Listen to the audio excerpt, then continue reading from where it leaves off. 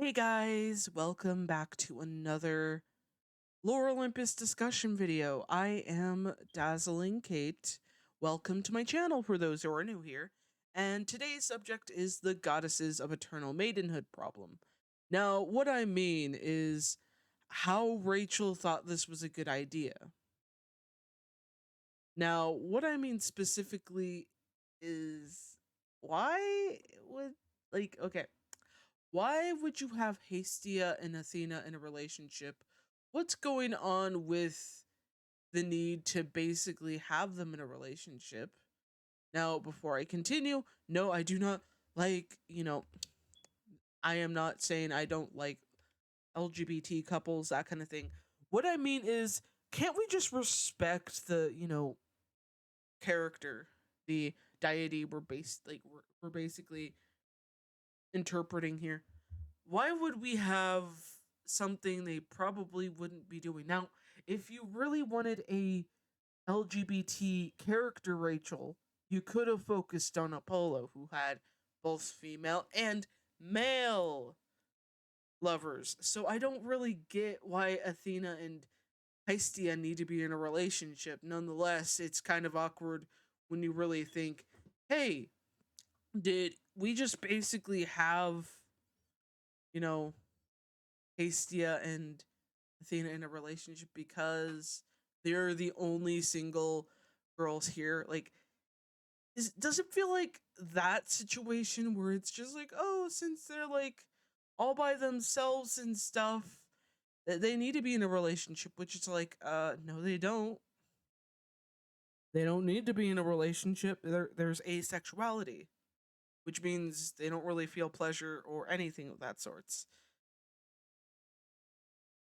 Nonetheless, they probably don't even have romantic feelings towards other people.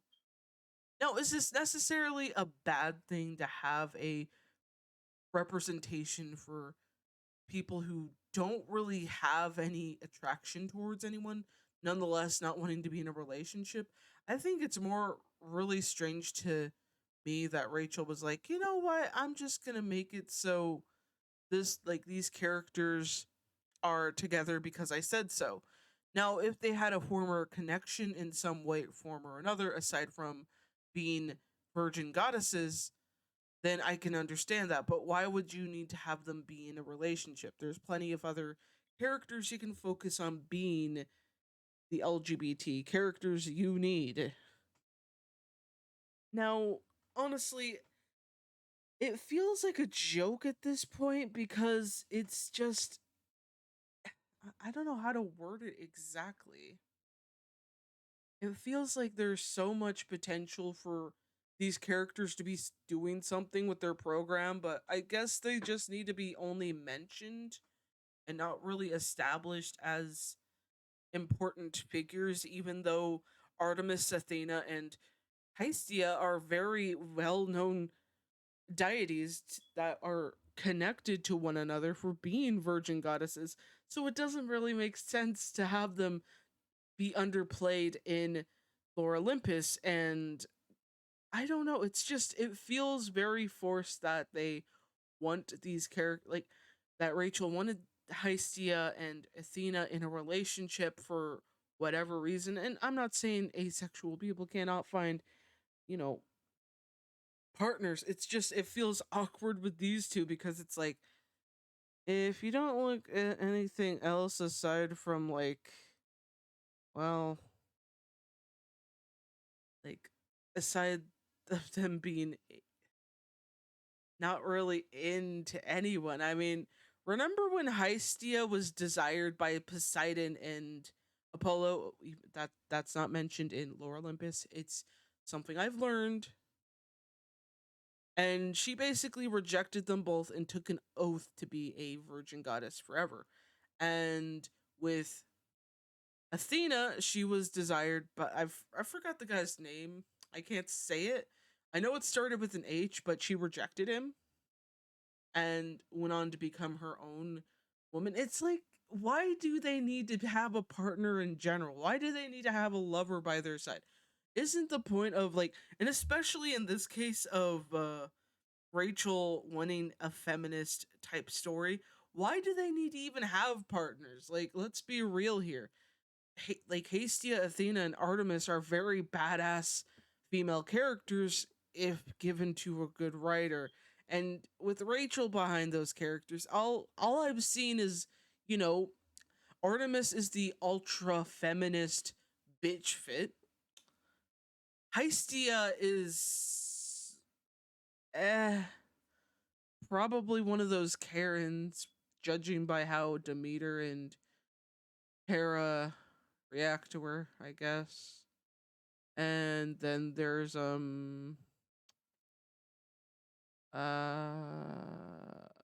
what were the other ones again? Oh yeah, Artemis, who is a badass huntress who, used her power to, like, say fuck you to the guys. And I guess that over played, that just reverted her to a mega bitch. But okay, so we had oh yeah, Athena barely is there, but if you look at her really closely, you can definitely tell she is identical to Hades if he had boobs. These are, the iconic virgin goddesses we're getting, and all we're getting is a feminist bitch, a Karen, and someone who looks like someone else with boobs, but eh, she's barely there too. She doesn't really speak. No empowering moments for her. Nothing to really show. Hey, yeah, I'm Athena. It's just like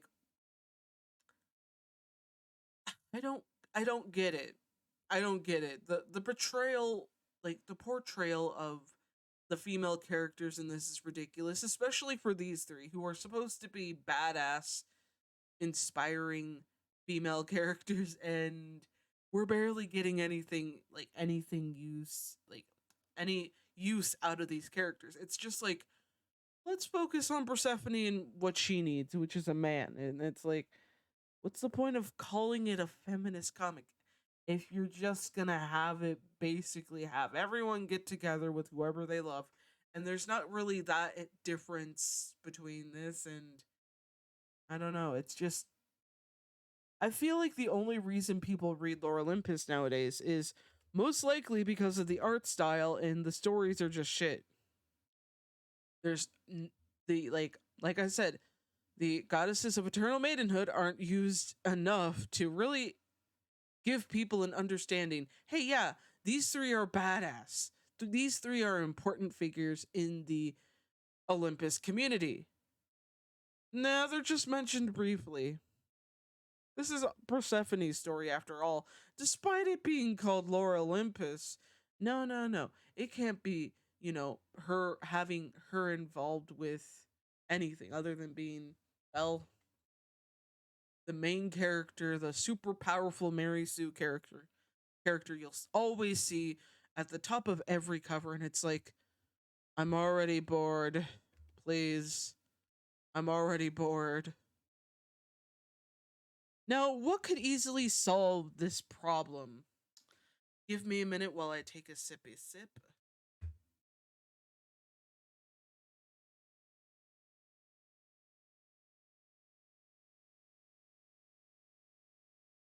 Okay. What could easily solve this problem? I would have to say actually making these characters, independent, focused on their own goals, which in this case, they would be a charity of sorts. So I guess they would have goals of giving. So doing something, that kind of thing. And so far we haven't really seen too much of that. It's just like, it's just taken with a grain of salt, and Rachel barely worked on giving a environment that these three could give to Persephone. Now, when I was what I was expecting from this group specifically was how Persephone would feel like compared to these great goddesses. Like, they're powerful, independent. They don't need, any lovers. They focus on themselves. And they're able to show hey, yeah, you don't need anyone to really lift you up. And I would think a group like that would kind of give Persephone a little guidance on how she can do things without basically, you know, needing Hades. Rachel could have done something big with that, but instead she was like, nope, I'm gonna go with something different, which was the cliche, calculated, easily to predict bullshit of, oh, they're all annoying, so I'm just gonna go get the dick. So it's like, yeah, great, great representation for those three, great, amazing. That they're supposed to be big in this community, but I guess they're annoying. I'm not supposed to be in awe or surprised of how great they are. They're just there to be completely useless, annoying characters. And I hate to see that, especially when Rachel said this would be a feminist comic, and it's not. It's basically one of those predictable, will they get together or will they not get together stories. And it's predictable. You can tell who's going to end up with who. I want a romance story where you don't even know who the main character is going to end up with. And it's the least expecting character you probably only seen in one chapter. And all this was like, pulling you in for a ride. Yeah, that probably would piss people off, but someone has to do that. Someone has to do that. Like, come on, please. It would be a twist, that's for sure. It would be a big twist. I gotta take another sippy sip.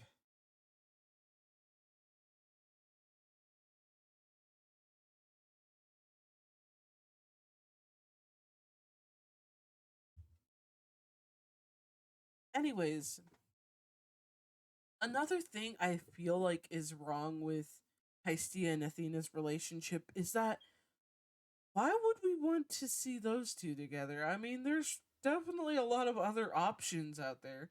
I and I'm not saying they're too ugly or they're too this or that.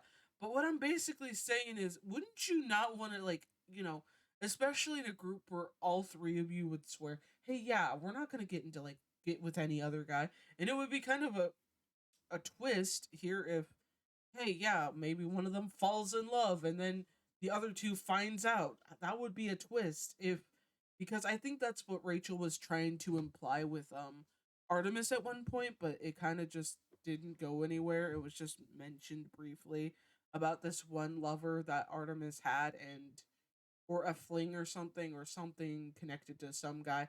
I don't know how it was worded, but if those two had found out that Artemis had feelings, oh my freaking goodness graciousness, banana bread. I am sorry, guys. I'm just anxious as hell. But okay, well, anxious due to the caffeine overload.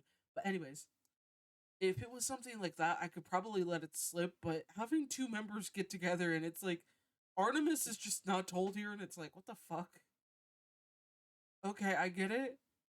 Fine, you want to get with each other, but why? Like, why would you do this behind my back?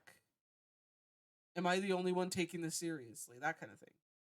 It would makes more sense with Artemis because she was younger, but I don't know. It's just I don't really know what to say. It feels like it's a joke at this point that Rachel's just pulling people in for the ride, and some people do expect good representation, especially considering a lot of the myths. It was just representation of LGBT couples and different characters, and it's just like now it's just like, oh, all we need is Dick to save us. That's all we need.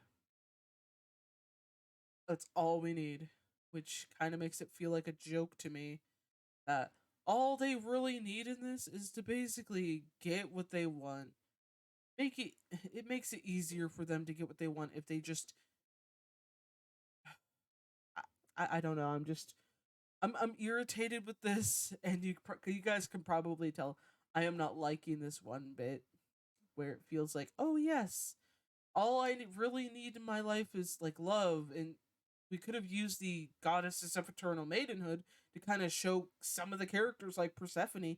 Hey, yeah, we're independent. We don't need a man. Maybe you can take some advice from us on how to focus on yourself instead of focusing your eyes on, Hades' butt. Like, I'm just saying, it could have been used potentially for a good plot to kind of give an understanding to some characters, but I guess Rachel just was lazy about it. Whatever, it was wasted potential. Wasted potential. Anyways, guys, I hope you enjoyed this video, and if you did, and if you are new here, please hit that subscribe button. It would mean the world to me. Anyways, I will see you guys in the next video. Stay safe, stay cool, and stay hydrated. This is Dazzling Kate signing the hell out of here.